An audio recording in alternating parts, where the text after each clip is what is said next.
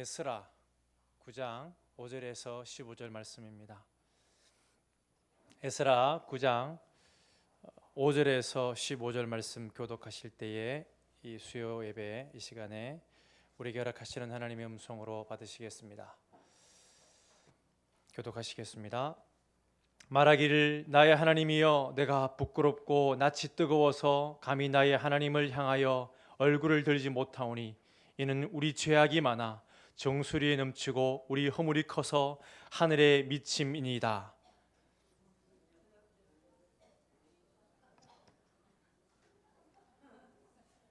제가 6절 읽었네요. 다시 5절 읽겠습니다. 저녁 제사를 드릴 때에 내가 근심 중에 일어나서 속옷과 겉옷을 찢은 채 무릎을 꿇고 나의 하나님 여호와를 향하여 손을 들고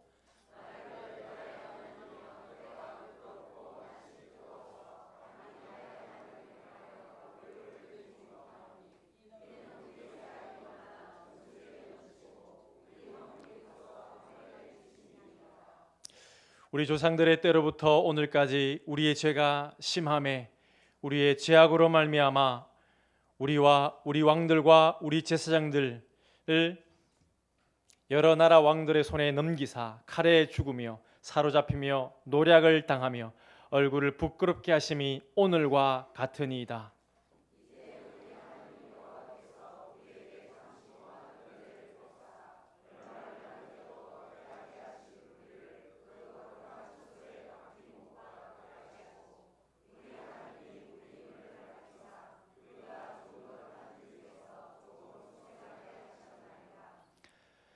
우리가 비록 노예가 되었사오나 우리 하나님이 우리를 그 종살이하는 중에 버려두지 아니하시고 바사 왕들 앞에서 우리가 불쌍히 여김을 입고 소생하여 우리 하나님의 성전을 세우게 하시며 그 무너진 것을 수리하게 하시며 유다와 예루살렘에서 우리에게 울타리를 주셨나이다.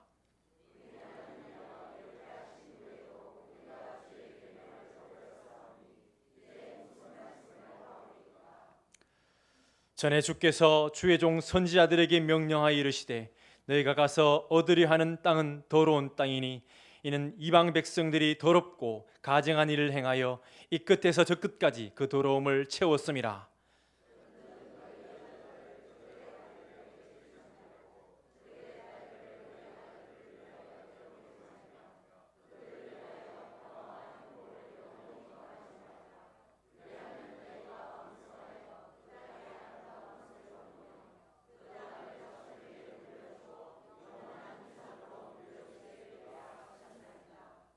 우리의 약한 행실과 큰 죄로 말미암아 이 모든 일을 당하였사오나 우리 하나님이 우리 죄악보다 형벌을 가볍게 하시고 이만큼 백성을 남겨 주셨사오니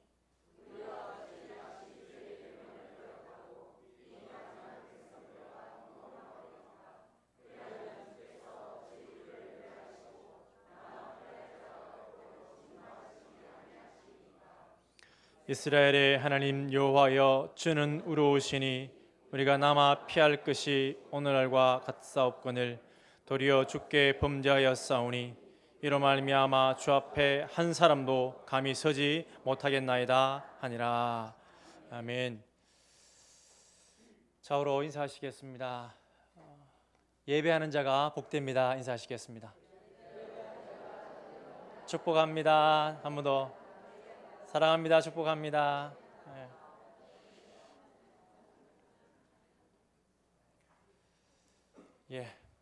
PPT 좀 떼주시기 바랍니다.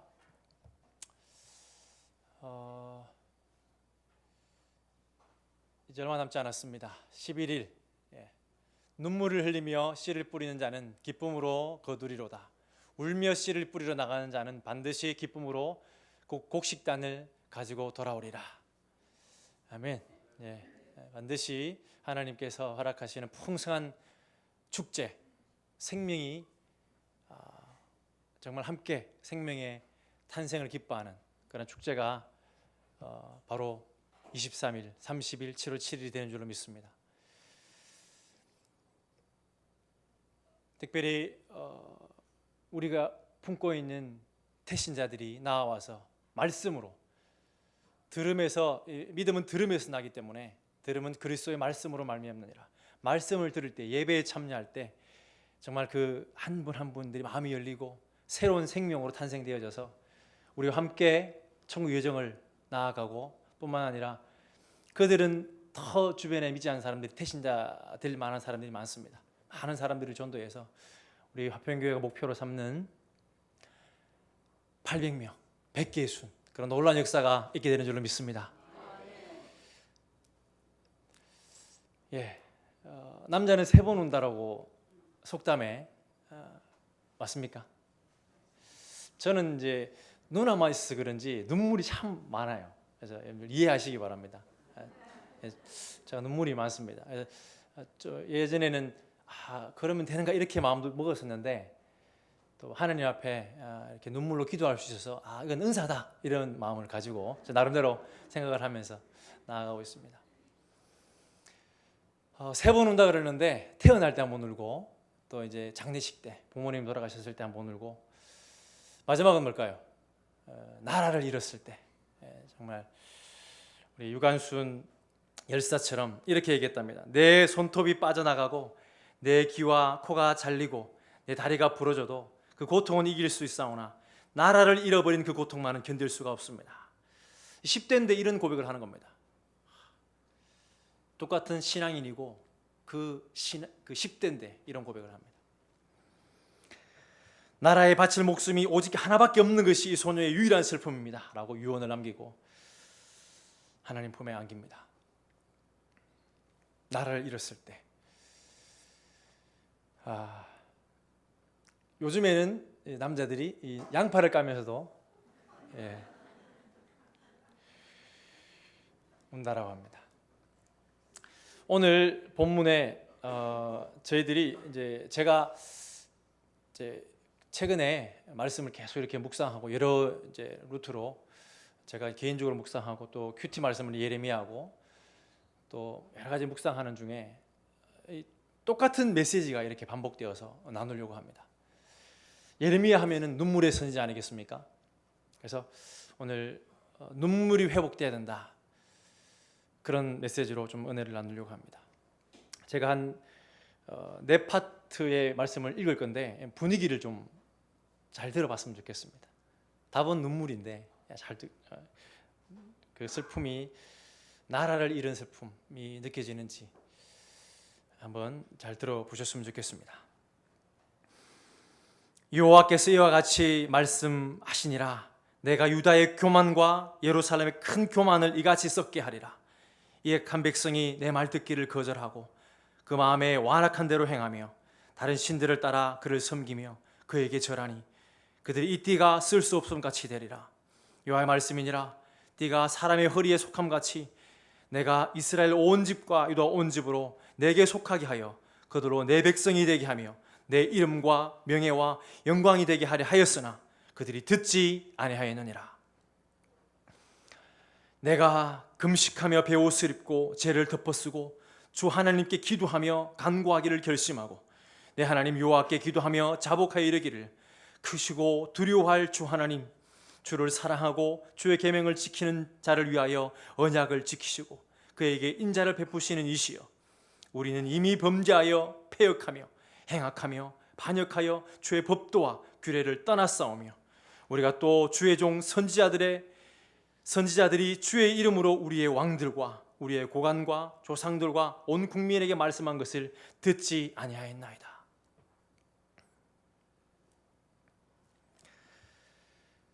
여호와가 너희의 조상들에게 심히 진노하였느니라. 그러므로 너는 그들에게 말하기를 만군의 여호와께서 이처럼 이르시되 너희는 내게로 돌아오라. 만군의 여호와의 말이니라. 그리하면 내가 너희에게로 돌아가리라. 만군의 여호와의 말이니라. 너희 조상들을 본받지 말라. 옛적 선지자들이 그들에게 외쳐 이르되 만군의 여호와께서 이같이 말씀하시기를 너희가 악한 길 악한 행위를 떠나서 돌아오라 하셨다 하나 그들이 듣지 아니하고 내게 귀를 기울이지 아니하였느니라. 여호와의 말이니라. 저녁 제사를 드릴 때에 내가 근심 중에 일어나서 속옷과 겉옷을 찢은 채 무릎을 꿇고 나의 하나님 여호와를 향하여 손을 들고 말하기를 나의 하나님이여, 내가 부끄럽고 낯이 뜨거워서 감히 나의 하나님을 향하여 얼굴을 들지 못하오니 이는 우리 죄악이 많아 정수리에 넘치고 우리 허물이 커서 하늘에 미침이니이다. 우리 조상들의 때로부터 오늘까지 우리의 죄가 심하매 우리의 죄악으로 말미암아 우리와 우리 왕들과 우리 제사장들을 여러 나라 왕들의 손에 넘기사 칼에 죽으며 사로잡히며 노략을 당하며 얼굴을 부끄럽게 하심이 오늘날과 같으니이다. 네 파트 제가 최근에 읽으면서 또 만나는 이 네 명을 좀 소개하려고 합니다. 첫 번째 읽어드렸던 메시지는 우리가 큐티하고 있는 예레미야입니다. 42년 동안에 그 선지자 사역을 하면서 제사장 겸 선지자 사역을 하면서 멸망을 앞두고 있는 점점 멸망이 다가오는 자기의 나라를 울지 않을 수 없는 것입니다. 하나님의 백성이면서 자기의 나라인데 나라 잃은 슬픔을 예언하고 있으면서 울지 않을 수 없는 것입니다. 두 번째 인물은 다니엘서였습니다. 1차 포로로 잡혀갔던 606년에 잡혀갔던 거짓 선지자들은 결코 잡혀가지 않을 것이다 얘기했지만 예레미야 말대로 그대로 잡혀가는 것입니다. 거기에서 하나님을 10대에 잡혀가서 뜻을 정하는 승리도 경험하지만 더 깊이 하나님의 뜻을 발견하게 되는 것입니다. 그래서 울지 않을 수 없는 것입니다. 세 번째 인물은 포로로 70년이 되고 1차 포로 귀환 돌아왔던 인물 중에 스룹바벨과 여호수아 그 총독과 제사장이 있지만 그와 함께 돌아왔던 선지자 학개 선지자와 스가랴 선지자, 특별히 스가랴서를 읽어드렸습니다. 스가랴서 역시 그 민족의 죄악을 다시 기억하면서 회개하고 있는 모습, 눈물을 흘리고 있는 모습을 발견하게 됩니다. 그리고 오늘 저희들이 받은 말씀, 에스라 말씀 역시 눈물로 옷을 찢는다고 말씀했지 않습니까? 5절에 보면 옷을 찢으면서 하나님 앞에 자복하고 있는 모습을 발견할 수 있는 것입니다. 9장 9절에도 보면 우리가 읽은 말씀인데 우리가 비록 노예가 되었사오나 노예가 되어서 잡혀갔던 것입니다. 70년이 차서 돌아왔습니다. 그리고 또 많은 세월이 흘렀습니다. 우리 하나님이 우리를 그 종살이하는 중에 버려두지 아니하시고 그것을 회상하면서 바벨론 포로 페르시아까지 넘어가고 고레스가 그 바벨론을 점령하고 나서 해방을 하지 않습니까? 고레스 칙령을 발표하고 나서 1차로 돌아가고 2차로 돌아온 에스라가 이런 역사의 흐름을 간통하면서 이렇게 고백하고 있는 것입니다.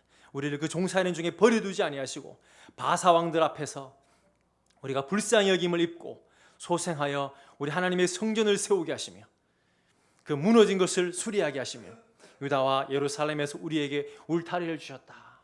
1차 포로 스룹바벨과 여호수아의 성전 재건을 이렇게 바라보고 있는 것입니다. 그 실제로 에스라서를 통해서 우리가 1차 포로의 정보들을 알려주고 있지 않습니까? 그리고 한참 됩니다. 약 79년 또 스룹바벨 성전이 세워지고 나도 한참 뒤인데 그리고 나서 이렇게 이런 고백을 역사를 간통하는 이런 고백을 하고 있는 것입니다. 이 네 본문을 가지고 우리는 정말 유관순처럼 눈물로 기도할 필요가 있지 않을까 생각해 보는 것입니다. 하나님의 나라와 하나님의 의라고 할 때 하늘에서는 이루어지는데 이 땅에서 하나님 나라와 하나님의 의가 이루어지지 않는 그 상황을 바라보고 우리 눈물 흘려야 되지 않을까 생각해 보게 되는 것입니다. 요한계시록에 보면 이는 보좌 가운데 계신 어린 양이 그들의 목자가 되사 생명수샘으로 인도하시고 하나님께서 그들의 눈에서 모든 눈물을 씻어주실 것임이라. 하나님의 나라와 하나님을 위하여서 분투하고 눈물 흘리고 그 분투와 최선을 다한 사는 싸움을 싸우고 하나님 앞에 가서 주님께서 눈물을 씻어주고 잘했다, 착하고 충성된 종아, 이런 하나님의 위로를 받을 수 있는, 위로를 받을 만큼 오늘을 최선을 다하는 저와 우리 화평교회 성도들 되시기를 주님의 이름으로 간절히 축원합니다. 특별히 화평 이웃 초청잔치를 위해서, 태신자를 위해서 우리는 그 영혼이 얼마나 값집니까? 그냥 대면대면해서 해산의 수고를 할 수 없는 것입니다. 정말 눈물로 기도할 수 있는 저희가 되기를 원합니다. 약속의 성취 세대로 일어날 다음 세대를 위해서 우리가 눈물로 기도할 수 있는 은혜가 있기를 주님의 이름으로 간절히 소망합니다. 예레미야는 실로 유관순처럼 나라 잃은 슬픔을 가지고 울었던 것을 발견하게 됩니다. 어찌하여 내 머리는 물이 되고 내 눈은 눈물 근원이 됐고 죽임을 당한 딸 내 백성을 위하여 주야로 울리로다. 주님이 울고 예레미야가 울고 함께 우는 것입니다. 내 딸이라는 고백은 하나님이 하시는 것입니다. 눈물을 흘려 통곡하리라. 내 눈이 밤낮으로 그치지 아니하고 눈물을 흘리리니 슬프다 나의 근심이여, 슬프다 내 상처여. 이렇게 눈물 흘리는, 눈물 흘릴 필요가 있다고 한다면, 하나님께서 그것을 원하신다고 한다면 우리가 이 시대에 눈물을 흘릴 수 있었으면 좋겠다라는 생각을 해보게 됩니다. 바벨론의 70년 후에, 물론 희망은 70년 후입니다. 아무도 믿지 않지만, 포로 잡혀갈 것도 믿지 않고, 잡혀가야만 어쩌면 희망이 있는데, 잡혀가서 몇 년 있다 돌아오는 것이 아니라 70년 동안이나 종살이를 해야 한다고 하는 것입니다. 그것을 묵묵히 받아들이면서 인내하면서, 그리고 12절 말씀에, 29장 12절 말씀에 너희가 내게 부르짖으며 내게 와서 기도하면 내가 너희들의 기도를 들을 것이요 너희가 온 마음으로 나를 구하면 나를 찾을 것이요 나를 만나리라. 눈물이 간절함을 표현하는 거 아니겠습니까? 간절하게 기도하면 주님 만날 것이다. 이 말씀을 하고 있는데, 제가 예레미야를 계속 큐티하고 있고, 그러면서 이제 지난주에 우리 청년들과 또 청소년들에게 다니엘서를 나눴습니다. 9장을 나눴는데, 이 9장에 다니엘서의 기도를 살피는데 이 애절함이 묻어나는 겁니다.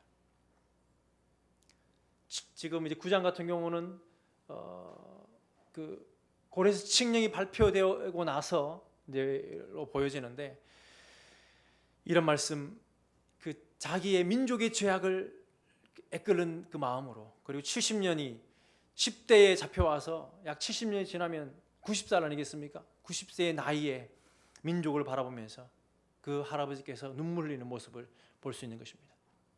놀라운 것은 9장 2절입니다. 그렇게 그 통치 원년에 나 다니엘이 책을 통해 여호와께서 말씀으로 선지자 예레미야에게 알려주신 그 연수를 깨달았다. 70년의 이 연수를 깨닫고 나서 예루살렘의 황폐함이 70년에 그치리라 하신 것을 깨달았다고 하는 것입니다. 그와 함께 아까 봤던 것처럼 간절히 기도해야 되겠구나, 내가 먼저 기도해야 되겠구나, 그렇게 이 할아버지 다니엘은 기도했던 것으로 보여지는 것입니다. 이러한 기도 회복이 있기를 간절히 소망합니다.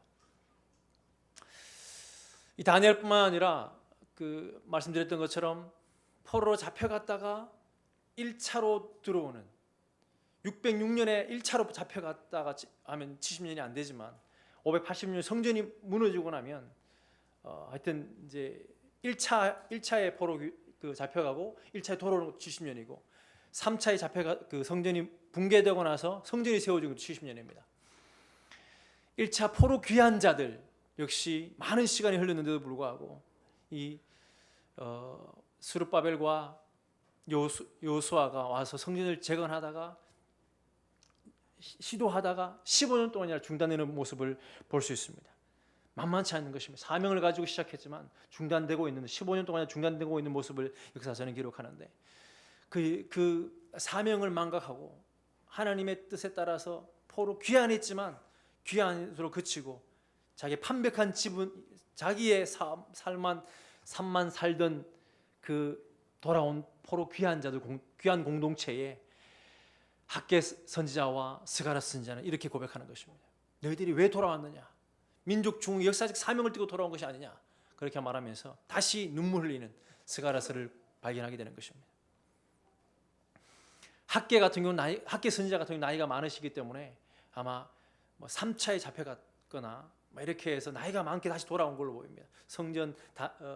솔로몬 성전을 보고 돌아와서 다시 이렇게 스룹바벨 성전도 본 것으로 보이지만 스가랴 선지자 같은 경우는 젊은 것으로 보여졌을 때에 그 바벨론 시대이거나 이제 페르시아로 바뀌고 난 그 포로 시대에 태어났던 것입니다. 그럼에도 불구하고 이 아까 다니엘이 예레미야 말씀을 통해서 하나님의 그 눈물을, 예레미야의 눈물, 하나님의 마음을 소유하고 헌신했던 것처럼 스가랴 선지자도 그렇게 헌신했던 모습을 우리는 생각해 볼 수 있는 것입니다. 더 놀라운 것은 그보다 더 또 2차, 1차가 지나고 말씀드렸던 60년이 지나서 에스라는 2차 포로 귀환을 하는 것입니다. 성전이 수르바벨 성전이 세워지고도 57년이 경과하는 것입니다. 이 많은 세월이 지났는데도 불구하고, 그러니까 포로로 잡혀가고 바벨론화되어서 페르시아화되어서 그냥 잘 먹고 잘 사는, 자기의 민족성을 잘 생각하지 못하는 그 시대에 위대한 에스라는 누구의 전도를 받았든지, 아니면 부모님의 영향이든지 모르겠습니다만은 다니엘, 에스라서 성경을 통해서인지 모르지만 이렇게 하나님의 말씀의 소중함을 깨닫고 헌신하는데 모든 자기의 안위를 다 내려놓고 헌신해서 2차 포로 귀환자가 되는 모습을 발견하게 되는 것입니다. 그러면서 오늘 9장 본문에 11절에 이런 말씀을 하고 있는 것입니다. 예레미야와 에스겔과 다니엘 포로로 잡혀갈 때 그러한 선지자들, 또 선지자들의 역량, 남은 성경, 또 남은 그 부모님들의 신앙의 그런 거룩한 영향을 받아서 에스라가 민족 정말 중흥의 역사적 사명, 성전만이 아니라, 외부적인 성전만이 아니라 성전을 채우는 그 내부적인 부흥, 참된 부흥의 사명을 띠고 돌아온 에스라, 그는 이렇게 고백하고 있는 것입니다. 정확하게 이 원인과 결과를 파악하면서 부흥을 선포하고, 우리가 잘 아는 것처럼 3차 또 포로 귀환자 느헤미야와 함께 이 부흥을 일궈내는 모습을 우리가 잘 알고 있지 않습니까? 온 이스라엘이 주의 율법을 범하고 치우쳐 가서 주의 목소리를 듣지 아니하였으므로, 원인은 주의 목소리를 듣지 않았기 때문입니다 라고 정확하게 진단하고, 이 저주가 우리에게 내렸을 때 결과입니다. 그래서 포로로 잡혀갔다는 사실을 정확하게 역사를 인식하고 있는 것을 보게 되고요, 곧 하나님의 종 모세의 율법에 기록된 맹세대로, 이 성경대로 이 재앙도 그대로 성경대로 이루어진 것입니다. 우리가 주께 범죄하였습니다. 회개하고 있는 모습을 보게 되는 것입니다. 말씀드렸던 것처럼 스가랴, 그리고 그 많은 3대 4대가 지났는데도 불구하고 신앙을 전수하고 있는 이 비결이 뭔가? 저와 우리 화평교회 성도님들이 정말 깊이 생각해야 될 문제가 아닌가 생각해 보게 되는 것입니다. 지금 선교사님들이 한국의 복음을 전파하시고 3대가 지나가는데 과연 우리의 신앙이 잘 전수되고 있는가, 우리는 생각해 보아야 한다고 하는 것입니다.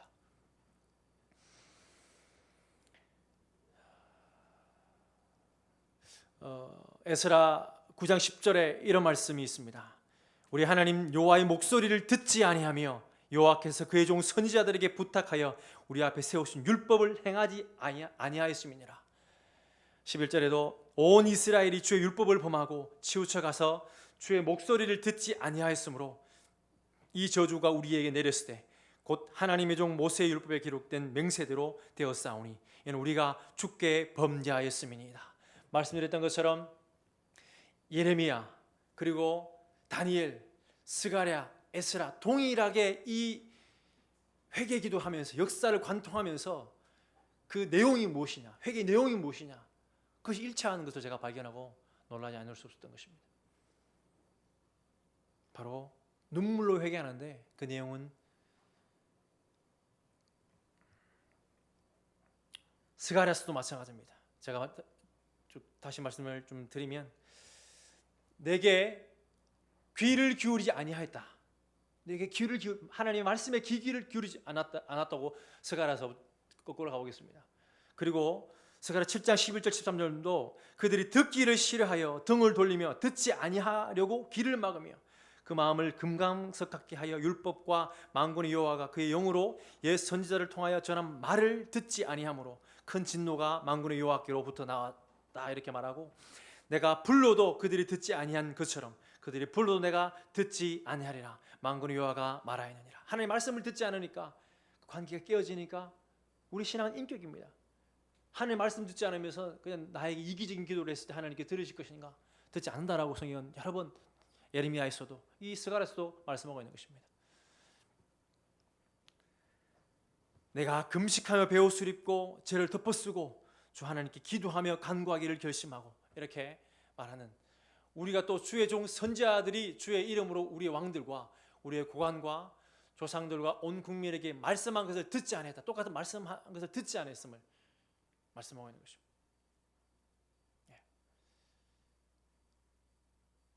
예레미야 역시 마찬가지 아닙니까? 내 말 듣기를 거절하고 그의 마음이 완악한 대로 행했다. 듣지 아니했다. 이렇게 고백하고 있습니다. 또 다른 구절에도 그들이 내 말 듣기를 거절한 자기들의 선조의 제약으로 돌아가서 다른 신들을 따라 섬겼은즉 그들이 내게 부르짖을지라도 내가 듣지 아니할 것이다. 똑같은 말씀을 하고 있습니다. 예레미야 7장 13절에도 여호와의 말씀이니라 이제 너희가 그 모든 일을 행하였으며 내가 너에게 말하되 새벽부터 부지런히 말하여도 듣지 아니하였고 너희를 불러도 대답하지 아니하였느니라. 너희는 들을지어다 귀를 기울일지어다 교만하지 말지어다 여호와께서 말씀하셨습니다. 한결같이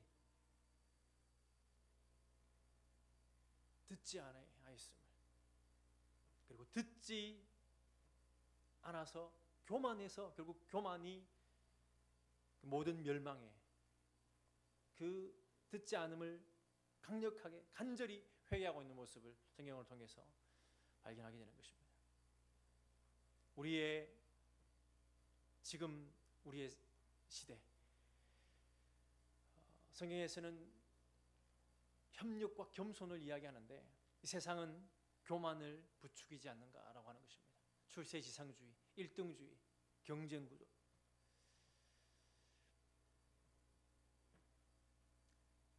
눈이 높은 것과 잠언 21장 4절에도 마음이 교만한 것과 악인이 형통한 것은 다 죄니라.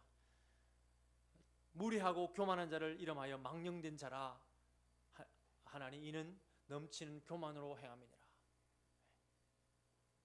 교만을 부추기는, 교만한 눈과 하나님이 싫어하는 것이 67가지인데 거짓된 혀와, 이러한 시대가 아닌가, 그리고 이러한 것을 조장하는 시대가 아닌가라고 하는 것입니다. 듣지 않는 시대.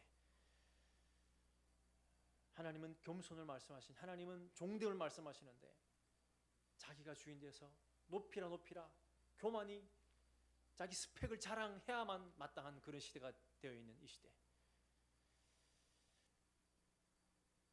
예레미야 2장 13절에 내 백성이 두 가지 악을 행하였나니 곧 그들이 생수의 근원대로 나를 버린 것과 바로 교만을 부추기는 시대. 스스로 웅덩이를 판 것인데 스스로 웅덩이를, 너희들의 삶을 너희들이 준비해라 라고 말하는, 그것은 그 물을 가두지 못한 터진 웅덩이임에도 불구하고 열심히 스스로 웅덩이를 파고 스펙을 쌓고 그렇게 살아간다고 하는 것입니다. 월요일 날, 이번 주 월요일 날 이런 세미나가 있었습니다. 다음 세대를 위한 교육자, 교수, 교사들의 과제의 역할이란 세미나가 있었고 CCC 지금 총재가 되시는 박성민 목사님 초청해서 이런 세미나가 있었는데 제가 청강을 했습니다. 다음 세대를 위한 교육자 과제 역할. 그래서 분이엘 이제 선생님도 오시고 여러 가지 이제 대안들을 찾아나가면서 강의도 듣고 메시지도 듣고 토론도 하고 이렇게 했는데 저는 이제 이렇게 들으면서 박성민 목사님께서 약 3가지 정도 메시지를 던졌습니다. 지금 시대의 싸움은 이 다음 세대에 이걸 회복하는, 모두가 다 위기라는 것은 공감하는데 세계관 싸움이다. 성경적 세계관, 시작과 그리고 삶의 의미와 끝을 가르치는 창조적 세계관을 가르쳐야 한다. 반대로 지금 세상 공부는 진화론적 세계관으로서 도키슨, 옥스퍼드 대학 교수인데 이런 무신론을 주장하는, 가장 최고의 학문을 주장하는 사람들이 무신론을 가르치고 그 세계가 지금 지배하고 있다는 것입니다. 그러면서 희망을 또 선포하시더라고요. 어려울 때 하나님의 역사가 시작되었다. 한국도 931번의 외침이 있음에도 불구하고 그 순간마다 하나님이 간절히 나아가고 기도했고 눈물을 흘렸고 회복을 선포했다.